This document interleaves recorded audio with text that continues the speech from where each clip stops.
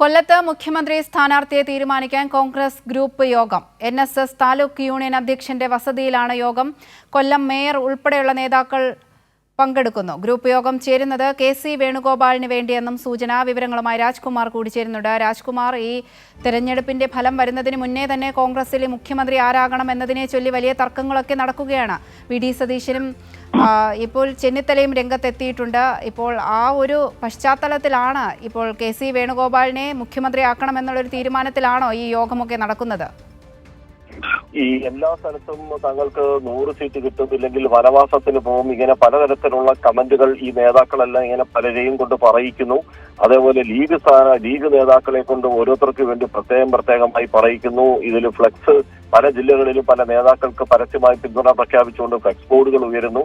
ഇങ്ങനത്തെ ഒരു ക്യാമ്പയിൻ ഒരു ഭാഗത്ത്, അതായത് പെട്ടി പൊട്ടിക്കുന്നതിന് മുമ്പേ തങ്ങൾ ജയിച്ചു കഴിഞ്ഞു എന്ന വ്യാജേന അങ്ങനത്തെ പല ഒരു പ്രതീതി സൃഷ്ടിച്ച, അഥവാ ഇനി UDF ജയിച്ചാൽ അവർക്ക് അധികാരം കിട്ടിയാൽ അപ്പൊ മുഖ്യമന്ത്രി ആരാകണമെന്നുള്ളതിന് കാലേക്കൂട്ടി തന്നെ ഒരു ഗ്രൂപ്പ് യോഗം, കോൺഗ്രസിന്റെ ഏറ്റവും നാശത്തിന് കാരണമായ, കോൺഗ്രസ് എന്നും ഒരു നശീകരണത്തിന്റെ പാതയിലേക്ക് പോയ ഇതിന്റെ ഈ വ്യക്തികളുടെ ഒരു അതായത് പാർട്ടിക്കുപരി വ്യക്തികൾ എന്ന നിലയിലേക്ക് കോൺഗ്രസ് അധപ്പതിച്ചത് ഈ ഒരു കാരണം കൊണ്ടാണ്.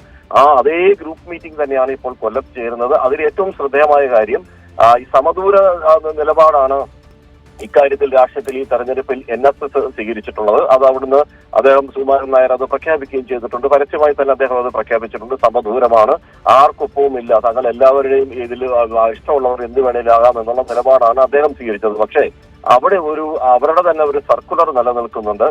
NSSന്റെ ഭാരവാഹികൾ ആരും തന്നെ ഏതെങ്കിലും രാഷ്ട്രീയ പാർട്ടികൾക്ക് വേണ്ടി പ്രവർത്തിക്കാൻ പാടില്ല, അങ്ങനെയുള്ളവർ ആ സ്ഥാനമാനങ്ങൾ ഒഴിയണം എന്ന് NSSന്റെ കർശനമായ സർക്കുലറും നിലപാടുമാണത്. പക്ഷെ അത് മുഴുവനും ലംഘിച്ചുകൊണ്ടാണ് കൊല്ലത്ത് ഇപ്പോൾ താലൂക്ക് യൂണിയൻ അധ്യക്ഷന്റെ വസതിയിൽ ഇപ്പോൾ മേയറും അതുപോലെ തന്നെ കൗൺസിലർമാർ, ആ പ്രദേശത്തെ മണ്ഡലം പ്രസിഡന്റ് ഉൾപ്പെടെയുള്ളവർ അവിടെ പങ്കെടുക്കുന്നത്. മറ്റു നേതാക്കൾ ആരൊക്കെ ഉണ്ടെന്നുള്ളത് വ്യക്തതയില്ല. എന്തായാലും 10-ലധികം ആളുകൾ ഇപ്പോൾ അവിടെ ഈ ഗ്രൂപ്പ് മീറ്റിംഗ് ചേർന്നുകൊണ്ടിരിക്കുന്നു.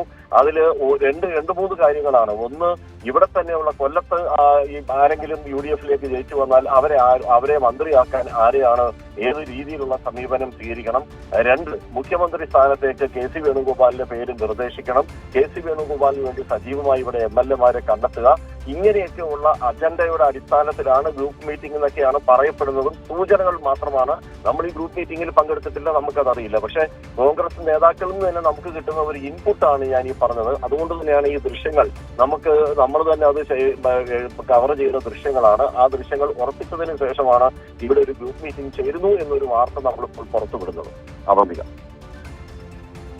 ശരി, രാജ്കുമാറാണ് വിവരങ്ങൾ നൽകിയത്. കൊല്ലത്ത് മുഖ്യമന്ത്രി സ്ഥാനാർത്ഥിയെ തീരുമാനിക്കാൻ കോൺഗ്രസ് ഗ്രൂപ്പ് യോഗം നടക്കുന്നു. NSS താലൂക്ക് യൂണിയൻ അധ്യക്ഷന്റെ വസതിയിലാണ് യോഗം. കൊല്ലം മേയർ ഉൾപ്പെടെയുള്ള നേതാക്കൾ യോഗത്തിൽ പങ്കെടുക്കുന്നുവെന്നാണ് അറിയാൻ കഴിയുന്നത്. കെ.സി. വേണുഗോപാലിന് വേണ്ടിയാണ് യോഗമെന്നും സൂചനയുണ്ട്. വിവരങ്ങളാണ് രാജ്കുമാർ നൽകിയത്.